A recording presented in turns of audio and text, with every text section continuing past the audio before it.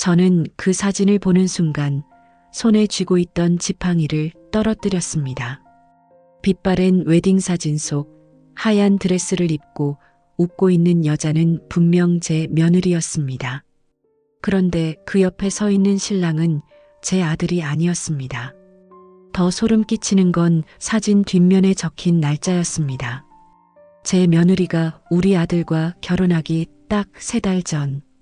30년 동안 한 집에서 살았던 사람의 얼굴을 나는 그날 처음 보는 것 같았습니다. 그리고 그 사진 한 장이 우리 가족이 믿고 있던 모든 시간을 뒤집어 놓았습니다. 동네 끝 사거리에는 오래된 사진관이 하나 있었습니다.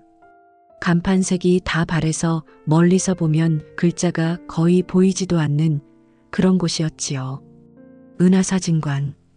아이들 돌사진도 찍고 졸업사진도 찍고 옛날에는 동네 사람들 신혼사진까지 다 맡기던 곳이었습니다. 나는 그 앞을 지나다가 유리문에 붙어있는 종이를 보았습니다. 폐업 정리 오래된 사진 및 물품 찾아가세요. 순간 발걸음이 멈췄습니다.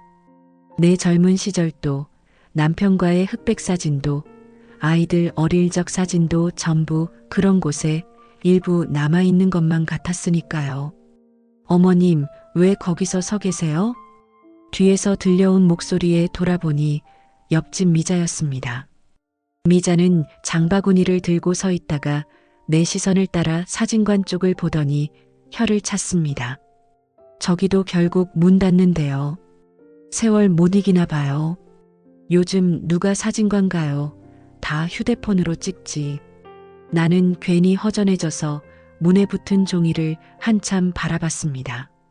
예전에 우리 동민이 돌사진도 저기서 찍었는데. 그러게요. 어머님도 한번 들어가 보세요. 혹시 옛날 사진 남은 거 있을지 누가 알아요? 나는 고개를 끄덕였지만 그 자리에서 바로 들어가진 못했습니다. 이상하게 가슴이 먹먹했거든요. 오래된 장소가 사라진다는 건 거기 묻혀있던 기억도 함께 없어지는 것 같아서요. 그날 저녁 식탁에서 나는 무심한 척 이야기를 꺼냈습니다. 은하사진관 문 닫는단다.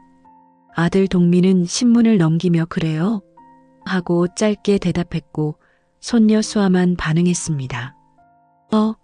거기 할머니랑 할아버지 옛날 사진 찍은 데 아니야? 그래.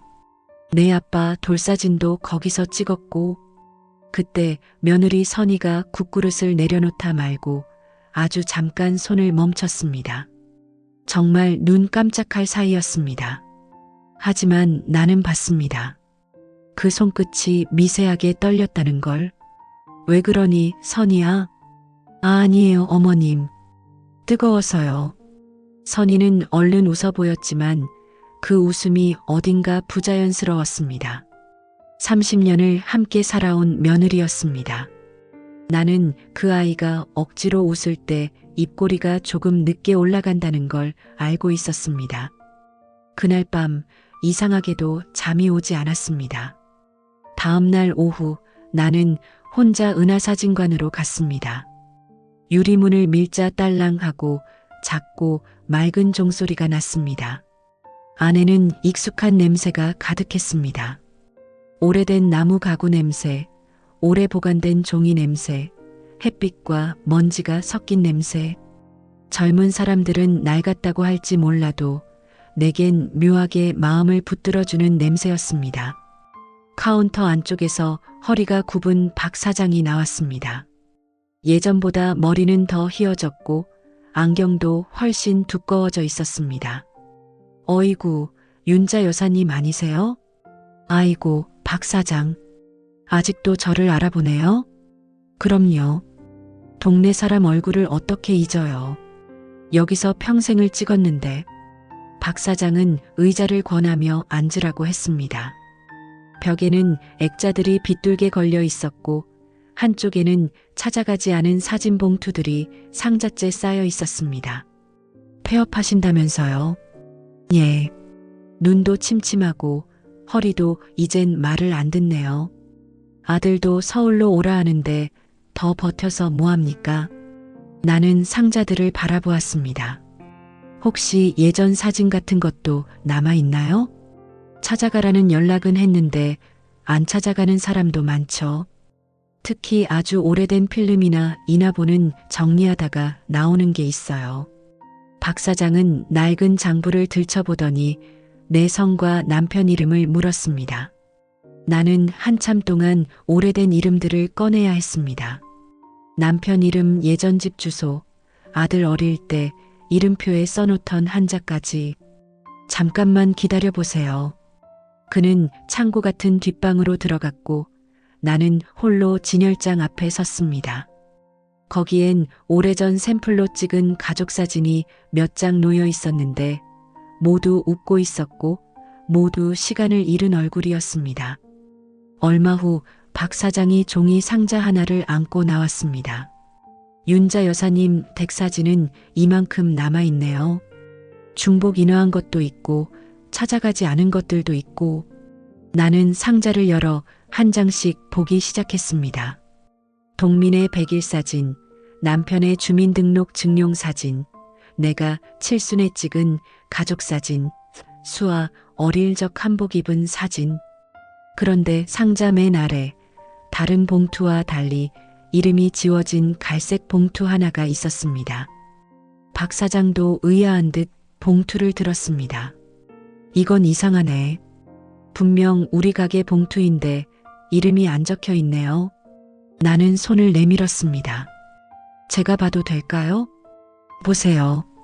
나는 봉투를 열었습니다. 그리고 그 안에서 사진 한 장을 꺼낸 순간 숨이 멎는 줄 알았습니다.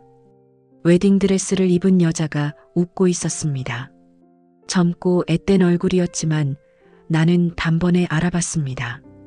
눈매, 입술 끝, 웃을 때 왼쪽 볼에 아주 얕게 잡히는 선. 틀림없었습니다. 선이? 내 입에서 며느리 이름이 새어나왔습니다. 박 사장이 고개를 갸웃했습니다. 아시는 분이에요? 나는 대답을 못했습니다. 사진 속 신부가 내 며느리라는 것보다 더 충격적인 건 그 옆에 서 있는 신랑이 우리 아들 동민이 아니라는 사실이었습니다. 내 아들은 어깨가 조금 좁고 귀가 크지만 사진 속 남자는 체격이 훨씬 컸고 눈썹이 짙었습니다. 턱선도 달랐고 웃는 모양도 전혀 달랐습니다. 나는 사진을 두 손으로 붙잡고 떨리는 목소리로 말했습니다. 이거 잘못 들어간 거 아닐까요? 글쎄요. 봉투가 같은 상자에 들어있던 걸 보면 예전에 같은 시기에 정리하면서 섞였을 수도 있죠.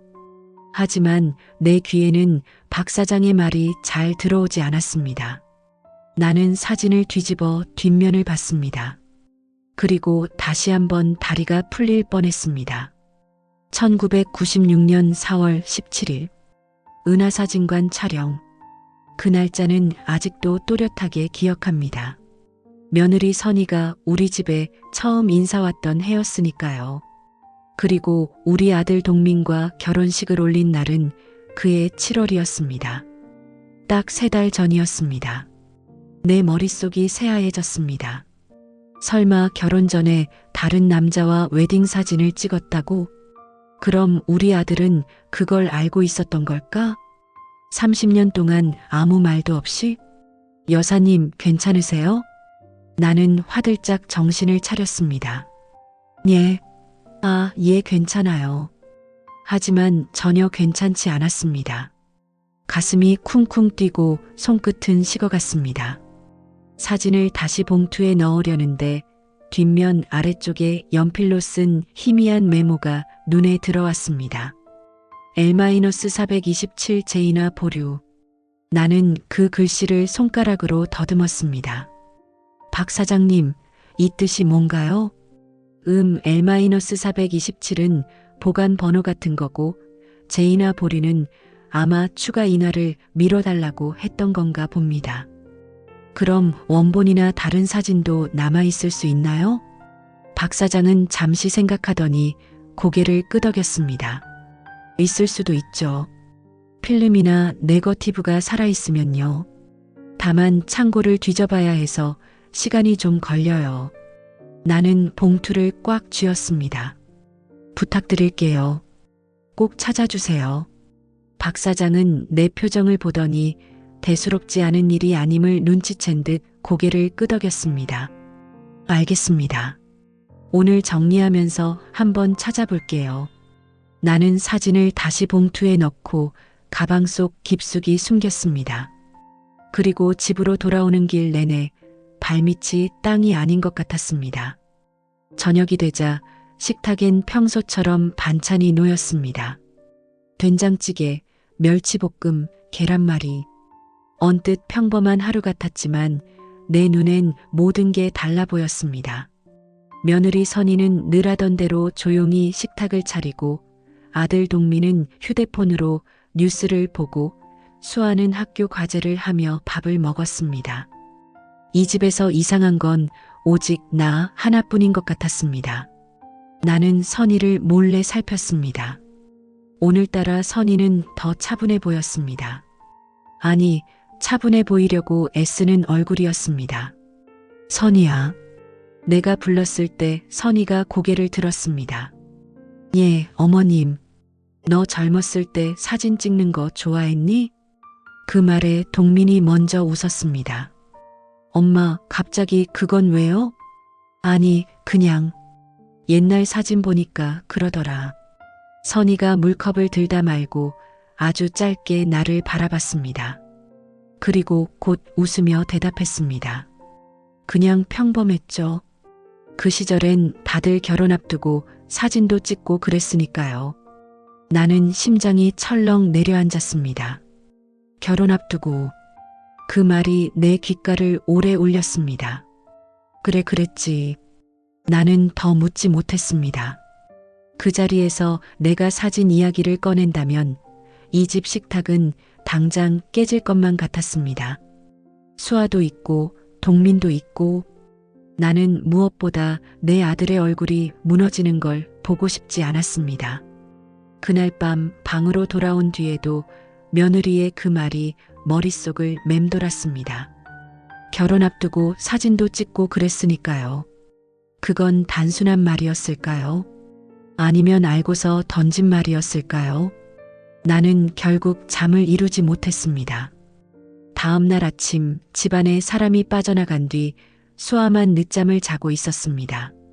대학생이 된 뒤로 수업 시간이 들쭉날쭉하다 보니 오전엔 집에 있는 날도 있었지요. 나는 한참 망설이다가 수아 방문을 두드렸습니다. 수아야, 할머니랑 잠깐 이야기 좀 할래? 수아는 잠이 덜 깬 얼굴로 거실에 나왔고 나는 커피 대신 미지근한 보리차를 앞에 두고 한참 말을 고르다가 결국 가방 속 봉투를 꺼냈습니다. 이거 좀 봐라. 수아가 사진을 보고 눈을 크게 떴습니다. 이거 엄마 아니야? 그래. 근데 아빠가 아닌데? 나는 천천히 고개를 끄덕였습니다. 수아의 얼굴에서 졸음이 싹 가셨습니다. 녀석은 사진을 이리저리 돌려보더니 날짜를 확인하고 입을 틀어막았습니다. 잠깐만, 우리 엄마 아빠 결혼 전에 찍은 거야? 그래 보인다. 할머니, 이거 어디서 났어? 나는 은하사진관 이야기를 다 해주었습니다. 수아는 한동안 말을 잇지 못하다가 조심스럽게 물었습니다. 할머니 혹시 아빠가 알고 있었을까? 그걸 모르겠구나. 엄마한테 물어보면 안 돼? 지금은 안 된다. 나는 단호하게 말했습니다. 왜요? 이런 건 잘못 건드리면 집안이 한 번에 무너진다. 내 아빠가 모르고 있다면 더더욱. 확실한 것도 없이 사진 한 장 들이밀면 그 다음은 되돌리기 어렵다. 수아는 입술을 깨물며 고개를 끄덕였습니다. 요즘 애들은 금방 감정적으로 반응할 줄 알았는데 아이는 생각보다 침착했습니다.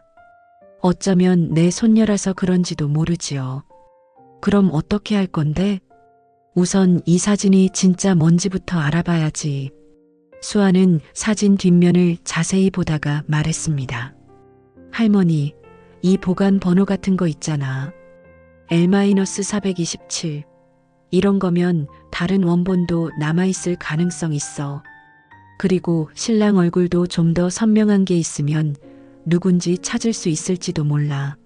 내가 좀 도와주겠니? 당연하지. 수아는 사진을 휴대폰으로 조심스럽게 촬영했습니다.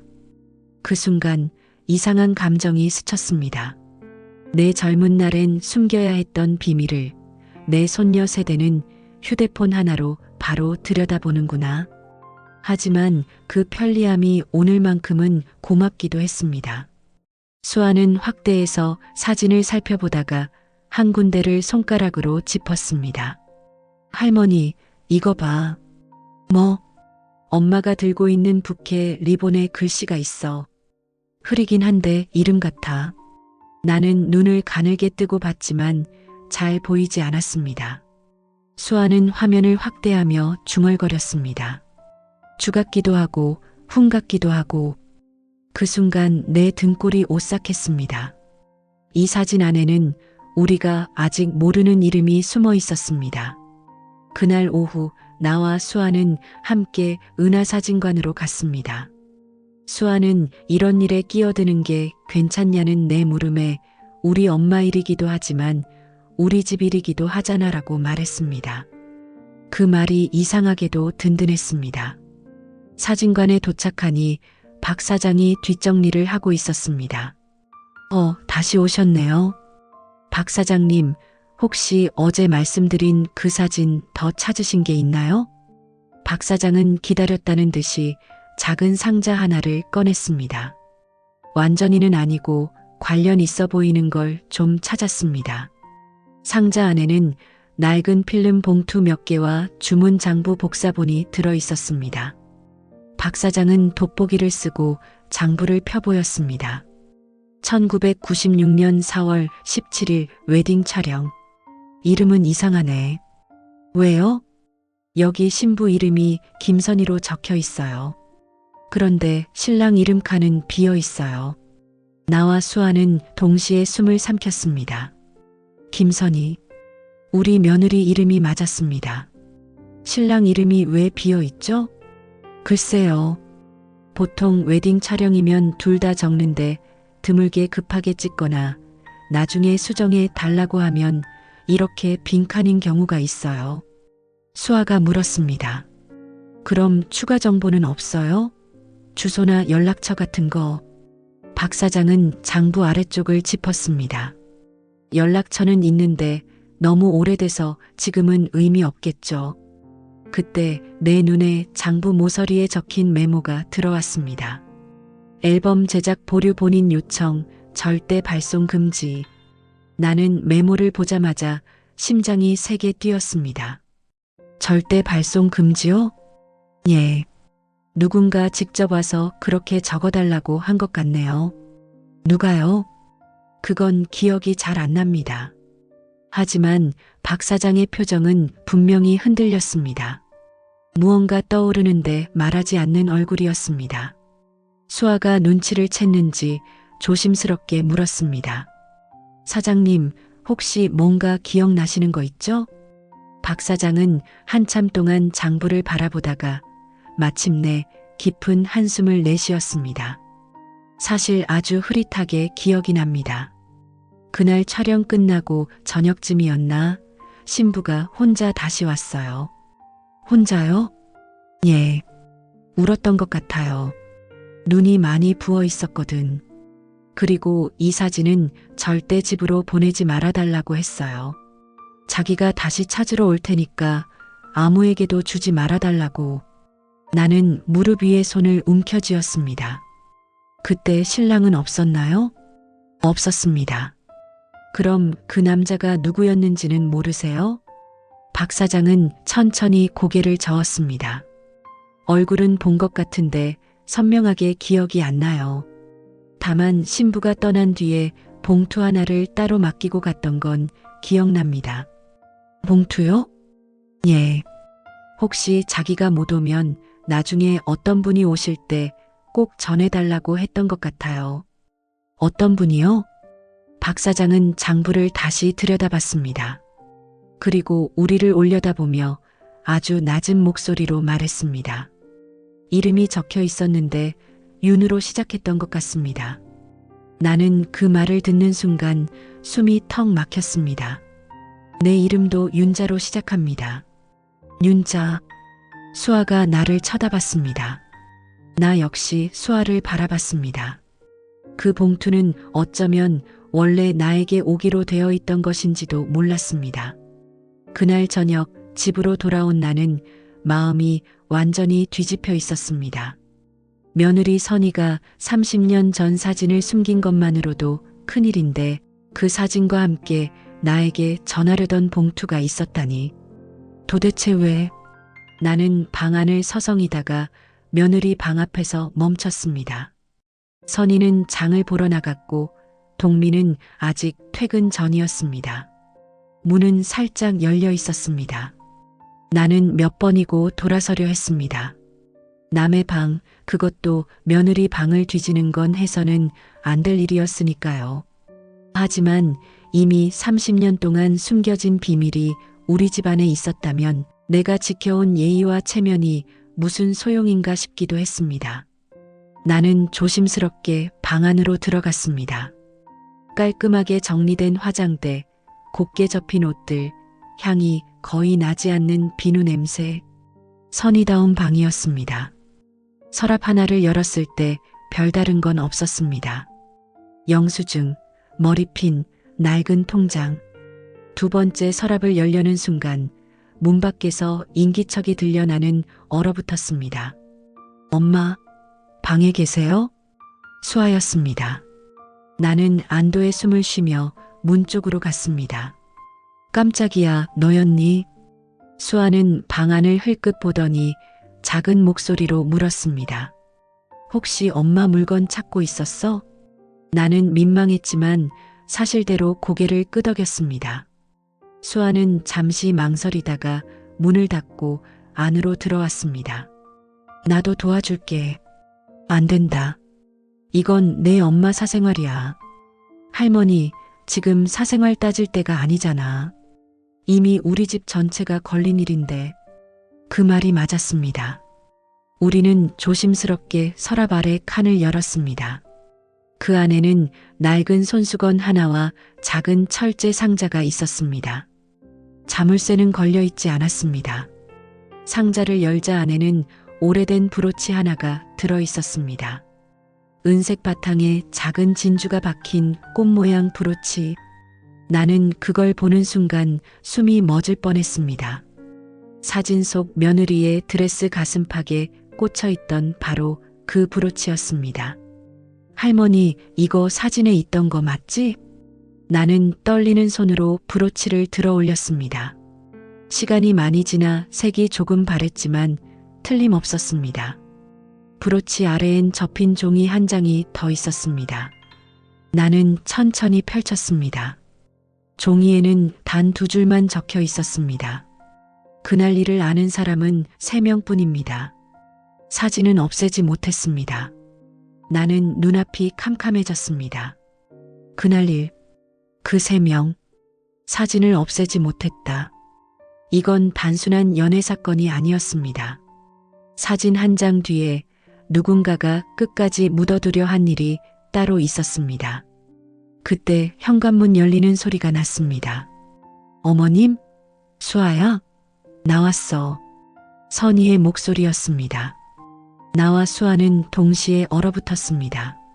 수아가 재빨리 종이를 접어 내 손에 쥐어주었고 나는 브로치를 상자에 다시 넣었습니다. 서랍을 닫고 막 방을 나서려는 순간 선희가 방문 앞에 섰습니다. 어머님 여기서 뭐 하세요?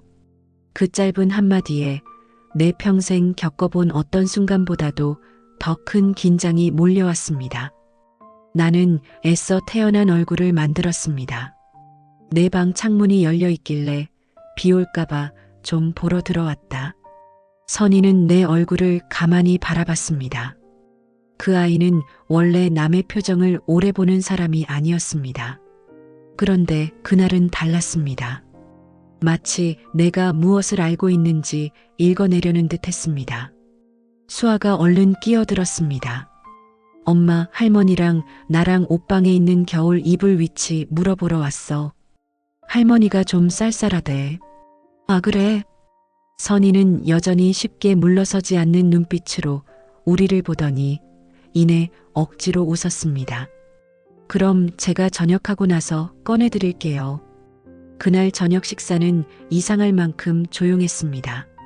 아들 동민은 회사 이야기를 했고 수아는 고개를 숙인 채 밥을 먹었고 선희는 묵묵히 반찬을 덜어주었습니다. 그런데 선희가 국을 뜨다 말고 내 쪽을 한번 바라봤습니다. 그 눈빛이 이상했습니다. 들킨 사람의 눈빛 같기도 하고 오히려 나를 시험하는 눈빛 같기도 했습니다. 어머님, 왜? 혹시 오늘 어디 다녀오셨어요?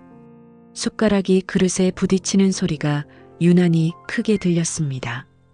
동네 좀 다녀왔지. 은하사진관은요? 나는 숨을 삼켰습니다. 수아가 옆에서 눈을 크게 떴습니다. 나는 최대한 아무렇지 않게 물었습니다. 거길 왜? 선희는 미소를 지었지만 눈웃음은 아니었습니다. 아니에요. 그냥 문 닫는다고 하셔서 어머님이 옛날 사진 찾으러 가셨을까 해서요. 나는 그제야 확신했습니다. 선희는 알고 있었습니다. 적어도 내가 사진관에 갔다는 사실 정도는. 그래, 갔다 왔다. 옛날 사진 몇 장 있더구나. 그 말에 선희 손이 멈췄습니다. 정말 아주 잠깐. 하지만 나는 놓치지 않았습니다. 그래서 찾으셨어요? 나는 며느리를 똑바로 바라봤습니다. 뭘? 잠시 정적이 흘렀습니다. 그리고 선희는 먼저 시선을 내렸습니다. 아니에요. 그냥 가족 사진 같은 거요. 그날 밤 나는 분명히 느꼈습니다. 이건 우연히 발견된 비밀이 아니라 누군가가 30년 동안 무너질까봐 필사적으로 붙들고 있던 시간이었습니다. 밤 10시가 넘었을 때였습니다. 나는 방에 앉아 낮에 찾은 종이를 다시 펼쳐보고 있었습니다. 그날 일을 아는 사람은 3명뿐입니다. 사진은 없애지 못했습니다. 도대체 그날 무슨 일이 있었던 걸까? 그리고 그 3명은 누구일까? 선희, 사진 속 신랑, 그리고 또 한 사람? 그때 휴대폰이 울렸습니다. 낯선 번호였습니다. 여보세요? 윤자 여사님, 저 박 사장입니다. 나는 자리에서 벌떡 일어났습니다. 예, 사장님. 박 사장의 목소리는 낮고 다급했습니다.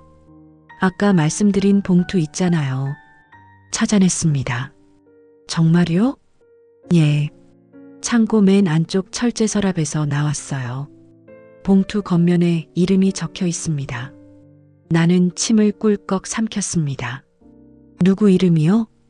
잠시 침묵이 흐른 뒤 박 사장이 또렷하게 말했습니다. 윤정자 여사께라고 적혀 있어요.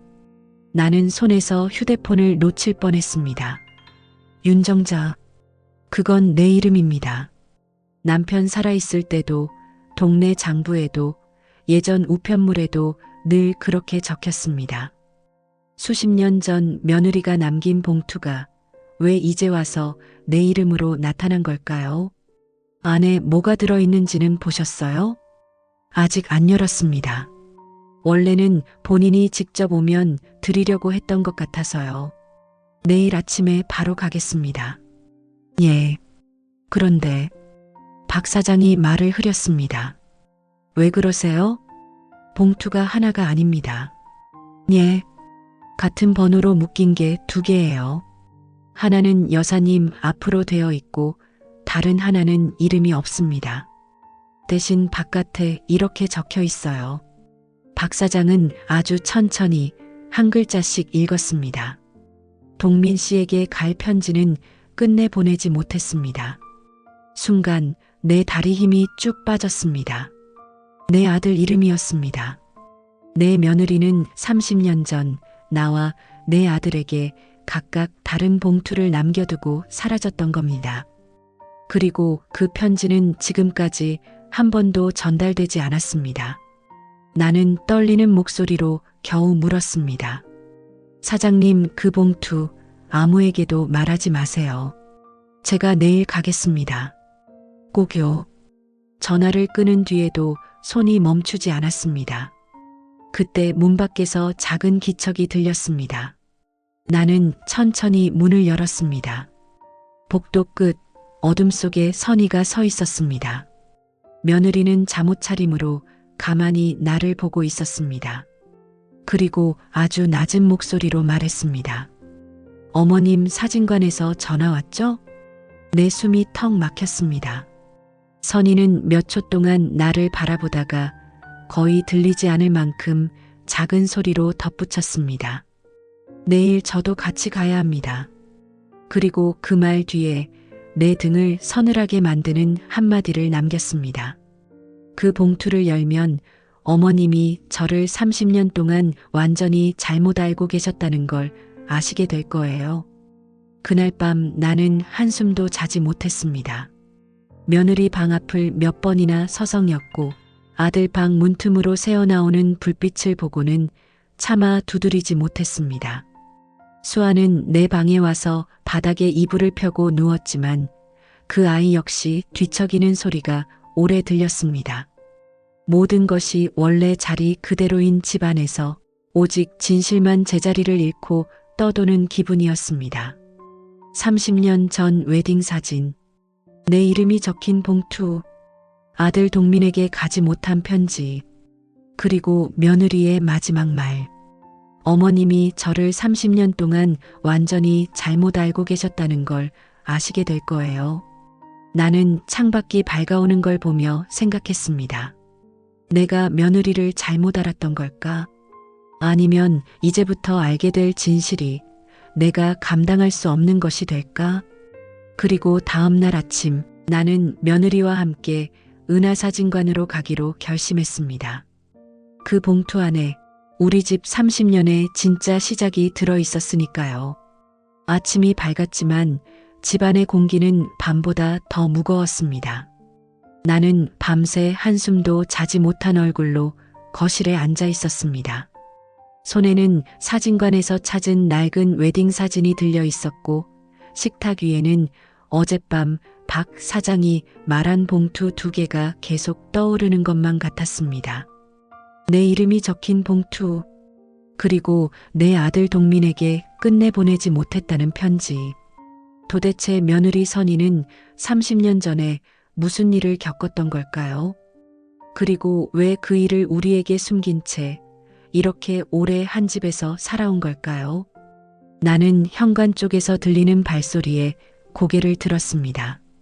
선희가 조용히 나와 서 있었습니다.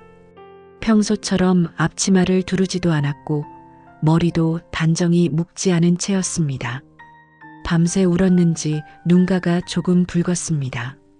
어머님, 나는 대답하지 않았습니다. 선희는 한참 동안 내 앞에 서 있다가 조용히 말했습니다. 사진관 혼자 가지 마세요. 왜냐? 내 목소리는 나도 모르게 차가웠습니다. 선희는 눈을 내리깔았습니다. 그 봉투는 제가 남긴 겁니다. 그 한마디에 가슴 안쪽이 또다시 내려앉았습니다. 그럼 내가 알았다는 말이냐? 그 사진이 남아있다는 것도, 봉투가 있다는 것도, 사진은 없어진 줄 알았습니다. 봉투도요. 그런데 왜 이제 와서 같이 가겠다는 거냐? 선희가 고개를 들었습니다. 그 아이의 얼굴에는 변명하려는 표정이 없었습니다. 도망칠 수도 없고 숨을 수도 없다는 걸 받아들인 사람의 얼굴이었습니다. 어머님 혼자 그걸 보시면 저를 끝까지 오해하실 것 같아서요. 그때 방문이 열리고 수아가 나왔습니다. 어제부터 이 모든 일을 함께 본 아이였습니다. 수아는 선희를 바라보다가 나를 보았습니다. 할머니, 나도 같이 갈게. 선희의 눈동자가 흔들렸습니다. 수아야, 넌 엄마 일인데 나도 알아야지. 집안은 잠시 조용해졌습니다. 부엌 시계 초침 소리만 유난히 크게 들렸습니다. 나는 천천히 지팡이를 짚고 일어났습니다. 가자. 그 말에 선희가 아주 작게 숨을 들이마셨습니다. 그 숨소리 하나에도 30년 동안 참아온 무게가 담겨 있는 것 같았습니다. 우리는 아무 말 없이 집을 나섰습니다. 아침 골목은 평소와 같았습니다. 김이 올라오는 떡집, 분주히 지나가는 사람들, 학교 가는 아이들. 그런데 내게는 그 모든 풍경이 낯설었습니다. 내가 30년 동안 믿고 살아온 가족의 시간이 오늘 아침 완전히 다른 이름으로 다시 쓰일 것 같았기 때문입니다. 은하사진관 문은 이미 열려 있었습니다. 박 사장은 우리를 기다리고 있었는지 카운터 앞에 앉아 있다가 천천히 일어났습니다. 오셨습니까? 그의 눈은 나보다 먼저 선희에게 향했습니다. 두 사람은 잠시 아무 말 없이 서로를 바라봤습니다. 박 사장이 선희를 알아보는 것 같았습니다. 오랜만입니다. 박 사장이 낮게 말했습니다. 선희는 고개를 숙였습니다. 죄송합니다. 이렇게 오래 지나서야 오게 됐네요. 나는 그 말에 손끝이 차가워졌습니다. 역시 두 사람 사이에는 내가 모르는 시간이 있었습니다. 박 사장은 카운터 아래에서 낡은 서류 봉투 2개를 꺼냈습니다. 하나는 겉면에 또렷하게 적혀 있었습니다. 윤정자 여사께. 그리고 다른 하나에는 이름 대신 짧은 문장만 남아 있었습니다. 동민 씨에게 갈 편지는 끝내 보내지 못했습니다. 나는 그 봉투들을 보는 순간 목이 막혔습니다. 이게 정말 30년 전부터 여기 있었단 말입니까? 박 사장은 고개를 끄덕였습니다. 창고 철제 서랍 안쪽에 끼어 있었습니다. 제가 폐업 정리하다가 겨우 찾았습니다. 선희는 봉투를 바라보다가 두 손을 모았습니다. 그 손은 떨리고 있었습니다. 나는 내 이름이 적힌 봉투를 먼저 들었습니다.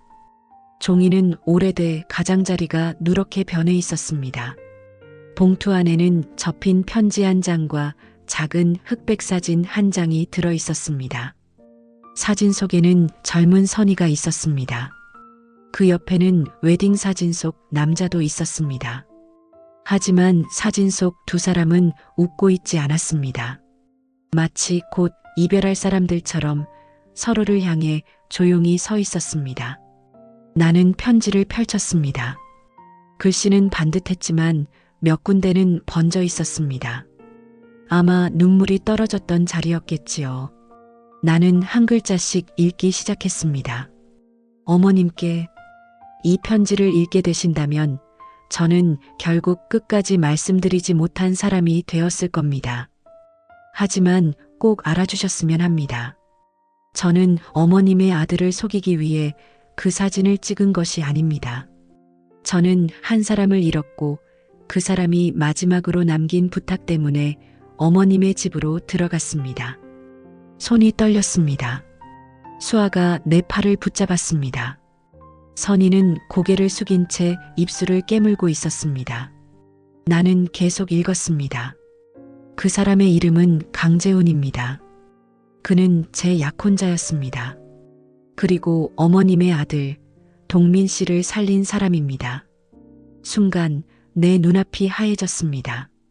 내 아들을 살린 사람, 사진 속 그 남자, 며느리의 약혼자. 이 세 단어가 한꺼번에 머릿속에서 부딪혔습니다. 나는 편지를 든 채 선희를 바라봤습니다. 이게 무슨 말이냐? 선희는 대답하지 못했습니다. 그저 숨을 작게 삼켰습니다. 사진관 안은 너무 조용했습니다. 밖에서는 차 지나가는 소리가 희미하게 들렸지만 우리 사이의 침묵을 깨지는 못했습니다. 나는 편지를 내려놓고 선희를 똑바로 바라봤습니다. 말해라. 이제는 내 입으로 들어야겠다. 선희는 오래 버티던 사람처럼 천천히 고개를 들었습니다. 어머님이 아시는 것처럼 저는 동민 씨를 만나기 전에 결혼을 약속한 사람이 있었습니다. 그 사람이 저 사진 속 남자냐? 예, 강재훈 씨였습니다. 수아가 조심스럽게 물었습니다. 엄마, 그럼 아빠랑 결혼하기 전에 약혼자가 있었던 거야? 선희는 수아를 보며 눈시울을 붉혔습니다. 응. 나는 가슴이 답답해졌습니다. 그러나 이상하게 화보다 두려움이 먼저 올라왔습니다. 이야기 끝에 무엇이 기다리고 있을지 알 수 없었기 때문입니다. 선희는 천천히 말을 이었습니다. 그날 저희는 웨딩 사진을 찍었습니다. 결혼식은 한 달 뒤였어요. 사진을 찍고 나서 재훈 씨가 저를 집까지 데려다 주기로 했는데 그때 전화가 왔습니다. 병원에서 급하게 사람을 찾는 전화였어요. 병원? 동민 씨가 쓰러졌다고 했습니다. 나는 숨을 멈췄습니다. 동민이가? 어머님은 그때 동민 씨가 단순히 교통사고를 당한 줄로만 아셨을 겁니다. 그런데 실제로는 상태가 훨씬 나빴어요. 사고 때문에 간이 크게 손상됐고 수혈도 맞지 않아 위험했습니다. 병원에서는 가족에게 자세히 말할 시간도 없을 만큼 급박했어요. 그때의 기억이 희미하게 떠올랐습니다. 동민이 사고를 당했다는 전화. 응급실 앞에서 남편과 함께 울며 기다리던 밤. 의사가 고비는 넘겼습니다라고 말했을 때 나는 무릎이 풀려 주저앉았습니다. 나는 그저 내 아들이 운 좋게 살아난 줄 알았습니다. 하늘이 살려준 줄 알았습니다. 선희의 목소리가 떨렸습니다. 재훈 씨가 동민 씨와 같은 희귀 혈액형이었습니다. 병원에서는 급히 도움을 구하고 있었고 재훈 씨가 직접 갔습니다. 그럼 그 사람이 피를 줬다는 말이냐? 피만 준 게 아니었습니다. 선희는 더 이상 말을 잇지 못했습니다. 박 사장이 조용히 고개를 숙였습니다. 그 노인도 그날의 일부를 알고 있는 얼굴이었습니다. 선희가 눈물을 삼키며 말했습니다. 재훈 씨는 병원으로 가는 길에 사고를 당했습니다. 빗길이었고 트럭이 미끄러졌어요. 재훈 씨는 현장에서 크게 다쳤고 결국 돌아오지 못했습니다. 수아가 입을 막았습니다. 나는 의자 등받이를 붙잡았습니다. 눈앞의 모든 것이 흔들렸습니다. 그런데 어떻게 그 사람이 동민이를 살렸다는 거냐? 선희는 아주 낮은 목소리로 대답했습니다. 재훈 씨가 생전에 장기기증 서약을 해두었습니다. 가족도 없던 사람이었고 늘 말했어요. 내가 떠나는 날이 오면 누군가는 살았으면 좋겠다고요. 내 심장이 내려앉았습니다. 설마. 선희가 눈물을 흘렸습니다. 동민 씨는 재훈 씨 덕분에 살았습니다. 그 순간 나는 아무 말도 할 수 없었습니다. 30년 동안 내 아들이 살아 숨쉬고 밥을 먹고 웃고 아이를 낳아 키우는 모든 시간이 사진 속 그 남자의 마지막 선택 위에 놓여 있었다는 뜻이었습니다. 그리고 선희는 그 사실을 알고도 그 남자의 사진을 숨기고 우리 집 며느리로 살아왔던 것입니다. 나는 한참 뒤에야 겨우 입을 열었습니다. 그런데 왜 말을 안 했어? 왜 우리한테 숨겼어? 선희는 눈물을 닦지 않았습니다. 눈물이 볼을 타고 내려와도 그대로 두었습니다. 처음엔 말하려고 했습니다. 그녀는 카운터 위의 봉투를 바라봤습니다. 그래서 편지도 썼습니다. 어머님께도 동민 씨에게도 제가 어떤 사람인지, 재훈 씨가 어떤 사람이었는지, 동민 씨가 누구 덕분에 살았는지 다 말하려고 했습니다. 그런데 왜 안 보냈어? 동민 씨가 깨어났을 때 자기를 살린 사람이 누군지 묻더라고요. 나는 그 장면을 상상했습니다. 창백한 얼굴로 병원 침대에 누워있던 아들. 살았지만 아직 삶 전체가 흔들리던 젊은 남자. 그때 제가 말하려 했습니다. 그런데 동민 씨가 이렇게 말했어요. 선희는 잠시 눈을 감았습니다. 내가 산 것 때문에 누군가 죽은 거라면 나는 평생 못 살 것 같다고요. 나는 입술을 깨물었습니다. 그 말은 내 아들다운 말이었습니다. 마음이 약하고 남에게 패 끼치는 걸 죽기보다 싫어하던 아이. 그 아이가 자기 생명이 누군가의 죽음과 맞바뀌었다는 걸 알았다면 정말 평생 무너졌을지도 모릅니다. 선희가 이어 말했습니다. 재훈 씨는 죽기 전 저한테 그런 말을 남겼어요. 정확히 말하면 평소에 늘 하던 말이었죠. 내가 사랑하는 사람이 내 죽음 때문에 죄인이 되지 않았으면 좋겠다고요. 저는 그 말을 지키고 싶었습니다. 수아의 눈에도 눈물이 고였습니다. 엄마는 그래서 아빠한테도 말 안 한 거야? 선희는 고개를 끄덕였습니다. 처음엔 떠나려고 했어. 재훈 씨를 잃고 나서 나는 아무것도 할 수 없었으니까. 그런데 동민 씨가 병원에서 회복하는 동안 계속 나를 찾았어. 자신이 왜 살았는지도 모른 채 그냥 고맙다고 했어. 나한테 살아줘서 고맙다고 했어. 선희는 그제야 처음으로 목소리를 무너뜨렸습니다. 그 말이 너무 아팠습니다. 나는 재훈 씨를 잃었는데 동민 씨는 살아야 했으니까요. 그런데 시간이 지나면서 알았습니다. 재훈 씨가 살리고 간 사람이 그냥 누군가가 아니라 정말 따뜻한 사람이었다는 거요. 나는 선희의 얼굴을 바라봤습니다. 그 아이는 30년 동안 우리 집에서 조용히 살았습니다. 큰 소리 한 번 내지 않았고 시어머니인 내게도 늘 먼저 굽혔습니다. 나는 그것을 성격이 순해서 그런 줄 알았습니다. 아니었습니다. 그 아이는 죄책감과 약속 사이에서 매일 스스로를 낮추며 살아왔던 것입니다. 그래서 동민이와 결혼한 거냐? 선희는 고개를 저었습니다. 처음엔 아니었습니다. 처음엔 도망치지 못해서 곁에 있었습니다. 그런데 시간이 지나며 동민 씨를 사랑하게 됐습니다. 그게 제일 무서웠습니다. 무서웠다고? 재훈 씨를 잊는 것 같아서요. 재훈 씨가 살린 사람을 사랑하게 된 제가 너무 끔찍했습니다. 그래서 결혼식 전날까지 도망치려고 했습니다. 그녀는 낡은 웨딩 사진을 바라봤습니다. 그런데 동민 씨가 말했어요. 당신에게 과거가 있어도 괜찮다. 나도 죽을 뻔한 과거가 있다.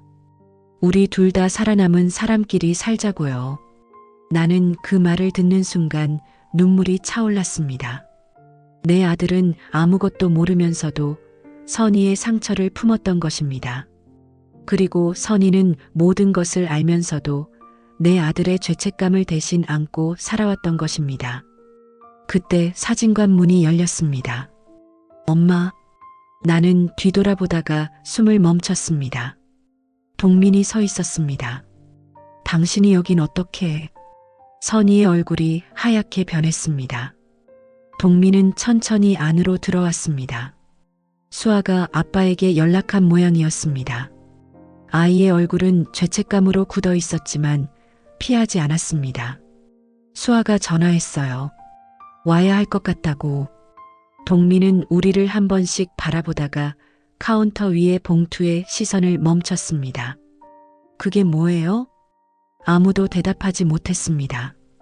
박 사장이 조심스럽게 이름 없는 봉투를 동민 앞으로 밀었습니다. 원래는 오래전에 전달됐어야 할 편지입니다. 동민은 봉투 겉면을 읽었습니다. 동민 씨에게 갈 편지는 끝내 보내지 못했습니다. 그의 얼굴에서 피가 빠져나갔습니다. 내 이름이 왜 여기에? 선희가 다급히 말했습니다. 동민 씨, 지금 안 봐도 돼요.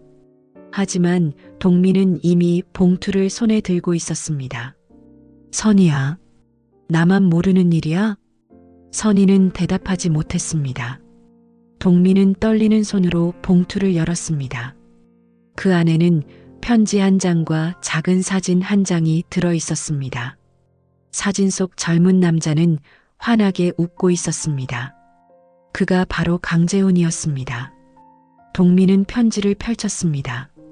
동민 씨에게, 당신이 이 편지를 읽는다면 아마 선희가 제 이야기를 끝내 숨기지 못한 날이겠지요. 혹시라도 당신이 내 죽음 때문에 미안해하지 않기를 바랍니다. 나는 당신을 살리려고 죽은 것이 아닙니다. 나는 내가 떠난 뒤에도 누군가가 살아가기를 바랐을 뿐입니다. 동민의 손이 떨렸습니다. 그는 한 줄 읽고 멈추고 또 한 줄 읽고 숨을 삼켰습니다. 선의를 탓하지 마십시오. 그 사람은 내 마지막을 지키느라 자기 삶을 절반이나 잃은 사람입니다. 만약 당신이 선의 곁에 있게 된다면 그 사람을 불쌍히 여기지 말고 사랑해 주십시오. 불쌍해서 잡는 사랑은 사람을 더 외롭게 합니다. 그 사람은 충분히 사랑받을 자격이 있습니다. 편지를 읽던 동민은 결국 무너졌습니다. 그는 카운터를 붙잡고 고개를 숙였습니다. 이게 무슨 말이야? 선의가 다가가려 했지만 멈췄습니다. 동민은 천천히 고개를 들었습니다. 그의 눈은 붉어져 있었습니다. 내가 그 사람 덕분에 산 거야? 선의는 입술을 떨며 대답했습니다. 응. 당신은 그걸 30년 동안 알고 있었어? 응. 왜 나한테 말 안 했어? 선의의 눈에서 눈물이 떨어졌습니다. 당신이 무너질까봐. 동민은 아무 말도 하지 못했습니다. 그는 편지를 다시 내려다보다가 아주 작게 중얼거렸습니다. 그럼 당신은 나랑 사는 동안 매일 그 사람을 떠올렸겠네. 선의는 고개를 저었습니다. 매일 떠올린 건 맞아요. 하지만 당신과 수아를 사랑하지 않은 날은 없었어요. 동민은 그 말을 듣고 한참 동안 선의를 바라봤습니다. 그 눈빛에는 배신감도 있었고 충격도 있었고 미안함도 있었습니다. 그리고 무엇보다 너무 늦게 알아버린 진실 앞에서 어찌할 줄 모르는 사람의 슬픔이 있었습니다. 나는 그제야 선의가 우리 집에 처음 들어오던 날을 떠올렸습니다. 말수가 적고 눈치가 빠르고 늘 먼저 미안하다고 하던 아이. 내가 조금만 불편한 기색을 보여도 먼저 일어나 움직이던 며느리. 명절이면 누구보다 일찍 와서 주방에 서고 제 생일에도 케이크보다 찌개 간을 먼저 보던 사람. 나는 그걸 착해서 그런 줄 알았습니다. 며느리 도리를 잘해서 그런 줄 알았습니다. 아니었습니다. 선의는 어쩌면 우리 집에 빚진 사람처럼 살아온 것입니다. 아니, 빚을 진 건 우리가 아니라 그녀였는데도 그녀는 반대로 자신이 빚진 사람처럼 30년을 보낸 것입니다. 나는 천천히 선의 앞으로 걸어갔습니다. 선의야. 선의가 나를 바라봤습니다. 나는 무슨 말을 먼저 해야 할지 몰랐습니다. 미안하다는 말도 고맙다는 말도 너무 늦은 것 같았습니다. 너 왜 그렇게 살았니? 그 말이 나오자마자 내 목소리가 무너졌습니다. 왜 내가 죄인처럼 살았어? 내가 우리 집에 죄 지은 게 뭐가 있다고. 선의는 그제야 아이처럼 울기 시작했습니다. 저도 처음엔 그러고 싶지 않았어요. 그런데 어머님이 동민 씨를 붙잡고 우시던 얼굴이 자꾸 생각났어요. 사람만 있어줘서 고맙다고 하시던 그 말이요. 그 말 앞에서 저는 재훈 씨 이름을 꺼낼 수 없었어요. 나는 그때의 나를 기억했습니다. 응급실 복도에서 아들을 끌어안고 얼마나 울었는지. 살아 돌아온 아들을 보며 세상 모든 빚을 다 갚은 듯 안도했던 나를. 그 안도 뒤에 누군가는 사랑하는 사람을 잃고 있었던 것입니다. 나는 선의의 손을 잡았습니다. 그 손은 차갑고 거칠었습니다. 30년 동안 우리 가족을 위해 밥을 짓고 빨래를 하고 시어머니 약을 챙기고 아이를 키운 손이었습니다. 미안하다. 선의가 고개를 저었습니다. 어머님이 왜 미안하세요? 내가 너를 너무 몰랐다. 내가 말이 없으면 속이 없는 줄 알았고 내가 웃으면 괜찮은 줄 알았다. 내가 매일 우리 집을 지키는 동안 내 마음은 한 번도 들여다보지 않았다. 동민은 그 말을 듣고 천천히 선의 앞에 섰습니다. 나도 미안해. 선의는 울면서 웃으려 했습니다. 당신은 몰랐잖아요. 몰랐다는 게 면죄부가 되진 않아. 당신이 혼자 짊어진 걸 나는 30년 동안 아무것도 모르고 받기만 했잖아. 그는 떨리는 손으로 선희의 어깨를 잡았습니다. 나 살려줘서 고맙다고 말해야 할 사람이 당신인지 그 사람인지 모르겠어. 그런데 지금은 당신한테 먼저 말해야 할 것 같아. 동민은 눈물을 삼키며 말했습니다. 살아줘서 고마워. 내 곁에 있어줘서 고마워. 선희는 결국 동민의 품에 얼굴을 묻었습니다. 수아도 조용히 울고 있었습니다. 나는 그 모습을 보며 생각했습니다. 가족이란 모든 걸 알고 시작하는 사람들이 아니라 너무 늦게 알았더라도 결국 서로의 진실 앞에 서는 사람들이 아닐까 하고요. 박 사장은 조용히 작은 액자 하나를 꺼냈습니다. 이것도 함께 나왔습니다. 그 액자 안에는 강재훈의 독사진이 들어 있었습니다. 젊고 단정한 얼굴, 서글서글한 눈매, 환하게 웃는 입가. 그 얼굴을 보니 이상하게도 낯설지 않았습니다. 내 아들이 살아온 30년이 그의 일부와 함께 있었다고 생각하니 그 사람은 모르는 남자가 아니라 우리 가족에 보이지 않는 식구처럼 느껴졌습니다. 박 사장이 말했습니다. 강재훈 씨가 사진관에 자주 오셨습니다. 사진 찍는 걸 좋아했어요. 그날도 참 밝았습니다. 신부님을 보면서 계속 웃더군요. 선희가 액자를 바라보며 미소 지었습니다. 눈물 섞인 미소였습니다. 재훈 씨는 사진을 좋아했어요. 사람은 언젠가 떠나도 사진은 남는다고 했어요. 그런데 저는 그 말이 너무 미웠습니다. 정말 사진만 남겨놓고 가버렸으니까요. 나는 액자 속 남자를 향해 고개를 숙였습니다. 고맙습니다. 말이 저절로 나왔습니다. 우리 아들 살려줘서 고맙습니다. 그리고 우리 며느리 이렇게 오래 버티게 해서 미안합니다. 선희가 조용히 내 팔을 잡았습니다. 어머님, 나는 선희의 손을 덮었습니다. 이제 이 사진 숨기지 말자. 동민이 천천히 고개를 들었습니다. 가족 앨범에 넣자는 말씀이세요? 그래. 숨겨야 할 부끄러운 사진이 아니잖아. 내 목숨의 시작이고 선희 인생의 한 조각이고 우리 가족이 몰랐던 은혜잖아. 수아가 눈물을 닦으며 말했습니다. 그러면 재훈 아저씨도 우리 가족 이야기 안에 들어오는 거네. 나는 고개를 끄덕였습니다. 그래. 늦었지만 그래야지. 선희는 오래도록 아무 말도 하지 못했습니다. 그저 액자를 바라보고 웨딩 사진을 바라보고 다시 우리를 바라봤습니다. 30년 동안 비밀로 묻어두었던 사진이 그날 처음으로 죄의 증거가 아니라 사랑의 증거가 되었습니다. 박 사장은 사진관 안쪽을 바라보다가 조심스럽게 말했습니다. 폐업 전에 마지막으로 한 장 찍어드릴까요? 우리 모두 그 말을 듣고 서로를 바라봤습니다. 이런 상황에서 가족 사진이라니. 처음엔 너무 어색했습니다. 하지만 이상하게도 그 말이 싫지 않았습니다. 사진관은 곧 문을 닫을 예정이었습니다.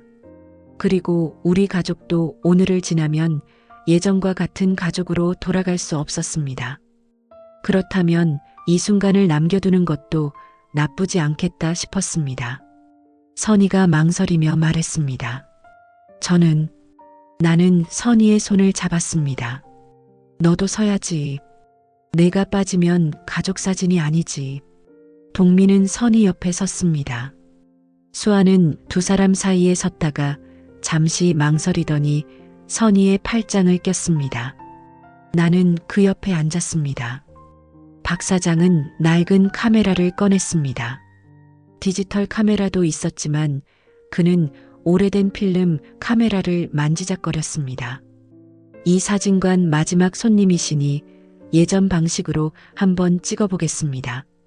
우리는 모두 어색하게 웃었습니다. 하지만 그 웃음 안에는 전과 다른 것이 있었습니다. 동민의 눈은 아직 붉었고 선희는 울다 지친 얼굴이었고 수아는 계속 입술을 깨물고 있었습니다. 나 역시 얼굴이 엉망이었을 것입니다. 하지만 그 순간만큼은 누구도 완벽하게 보이려 하지 않았습니다.